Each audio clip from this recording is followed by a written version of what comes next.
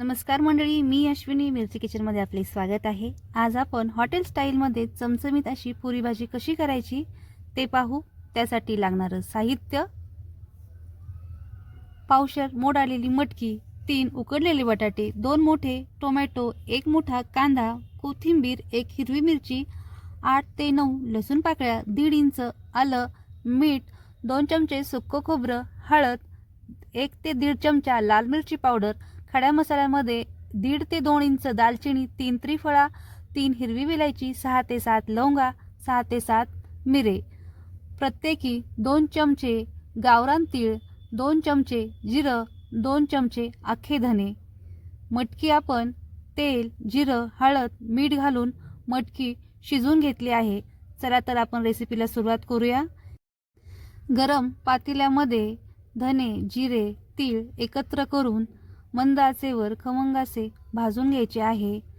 त्याच पातेल्यामध्ये सर्व खडा मसाला कोरडा आधी एक अर्धा सेकंद भाजून घ्यायचा आहे। त्यानंतर थोडंसं तेल त्यामध्ये ॲड करून मसाला परत एकदा परतायचा आहे।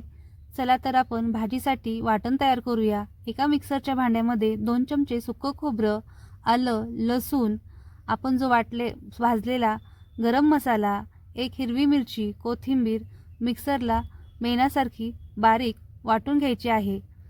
गरम मसाला हा आपल्या भाजीचा सिक्रेट मसाला आहे। तापलेल्या कढईमध्ये 5 ते 6 चमचे तेल घालून तेल चांगले तापल्यावर त्यामध्ये 1 मोठा बारीक चिरलेला कांदा ॲड करायचा आहे। कांदा तेलामध्ये छान असा परतायचा आहे। गॅसची फ्लेम लहान मोठी करत राहायची आहे। कांदा हा आपल्याला लालसर होईपर्यंत परतायचा आहे। तुम्ही पाहू शकता आपला कांदा लालसर असा गोल्डन झाला आहे। त्यामध्ये 2 मोठे चिरलेले टोमॅटो ॲड करायचे आहे। त्यामध्ये थोडंसं मीठ घालायचं आहे। मीठ घातल्यामुळे टोमॅटो लवकर शिजतो। तुम्ही पाहू शकता टोमॅटोला तेल सुटलं आहे। आता त्यामध्ये वाटलेला मसाला ॲड करून मसाला कांदा टोमॅटोमध्ये छान असा मिक्स करायचा आहे। मसाला परतताना गॅसची फ्लेम लो ठेवायची आहे। मंद आचेवर मसाला परतल्यामुळे भाजी चविष्ट होते। मसाल्यामध्ये थोडीशी हळद ॲड करून मसाला छान असा परतायचा आहे। मसाला परतताना गरम मसाल्याचा छान असा सुगंध दरवळत आहे। हा जो आपला गरम मसाला आहे तो आपल्या भाजीचा सिक्रेट मसाला आहे। त्यामुळे आपली भाजी खूपच वेगळी आणि चविष्ट लागते। आता त्यामध्ये आपण 1 ते 1.5 चमचा लाल मिरची पावडर, अर्धा चमचा बेडगी मसाला घालून मसाला छान असा परतायचा आहे।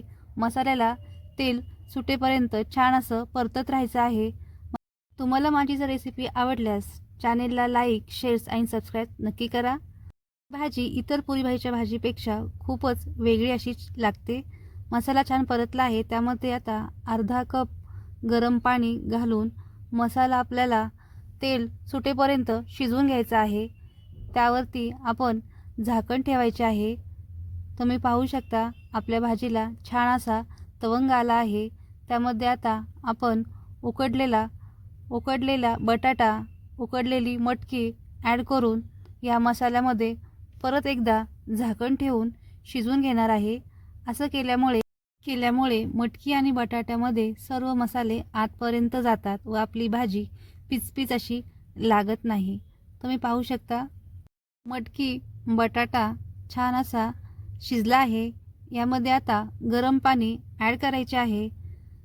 तुम्हाला भाजी जशी पातळ हवी, घट्टसर हवी त्याप्रमाणे पाणी त्यामध्ये ॲड करायचं आहे। भाजी शिजेपर्यंत आपण पुरीचं पीठ मळून घेऊया। 1 वाटी बारीक किंवा जाड रवा घ्यायचा आहे। रव्यामध्ये वाटीभर पाणी घालायचं आहे। असं केल्यामुळे रवा पाण्यामध्ये व्यवस्थित भिजतो। मग त्यामध्ये चवीनुसार मीठ, अर्धा चमचा साखर, चमचाभर दही ॲड करायचे आहे। नंतर त्यामध्ये 2 वाटी गव्हाचं पीठ घालायचे आहे। साखरेमुळे पुरीला रंग छान येतो, पुरी आपली लालसर होते। पिठामध्ये 1 चमचा तेल ॲड करून व्यवस्थित रवा, साखर, मीठ, दही, तेल एकत्र करून घ्यायचे आहे। पिठामध्ये थोडंसं पाणी ॲड करून पीठ घट्टसर असा गोळा मळून घ्यायचा आहे। चपातीच्या पिठापेक्षा घट्ट असा गोळा मळायचा आहे। अशा प्रकारे पीठ मळल्यामुळे पुरी चिवट न होता खुसखुशीत होते। आता आपण भाजी चेक करूया. भाजी आपली शिजली आहे. भाजीला छान असा तवंग आला आहे. तुम्ही पाहू शकता भाजी ही खूप पातळही नाही आणि खूप दाटसरही नाही झाली आहे. 10 ते 15 मिनिटानंतर आपण पुऱ्या लाटून घेऊया. पुरीचं पीठ आपलं छान असं मुरलेलं आहे.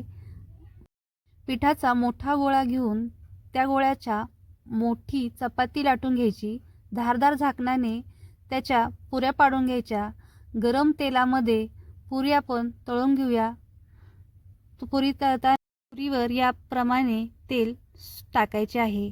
तुम्ही पाहू शकता आपली पुरी किती टम्म फुगलेली आहे आणि लालसरही झाली आहे. सर्व पुऱ्या अशा प्रकारे तळून घ्यायच्या आहे. आपली ही पुरी खुसखुशीत लागते. थंड झाल्यावरही ती चिवट होत नाही. पुरी तळताना गॅसची फ्लेम लहान मोठी करत राहावा. गरम तेलामध्येच पुरी छान अशी तळून निघते व पुरीला छान असा रंगही येतो. तुम्ही या प्रकारे पुरी भाजी नक्की ट्राय करून पहा. तुम्हाला रेसिपी कशी वाटली हे मला कमेंटमध्ये नक्की सांगा.